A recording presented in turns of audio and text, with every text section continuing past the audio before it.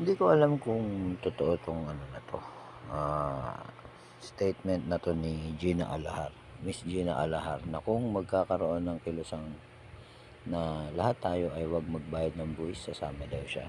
Well, magandang ano 'yun, suggestion. Kaya lang hindi kaya ano 'to, hindi kaya siya makasuhan ng sedition dito. Alam mo naman hawak nila yung kapangyarihan, medyo delicates.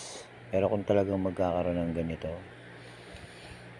gusto ko rin sumama kasi as a protest, gusto kong makita muna na malinis ang gobyerno, ah, kaysa ano, bago tayo magbayad ng buwis, ano, parang gano'n, suggestion lang, opinion pala, opinion na kung sakali man, maganda siyang idea to stop corruption somehow. Yun lang. Ay, mag-subscribe kayo mga animal. Puro kayo nood.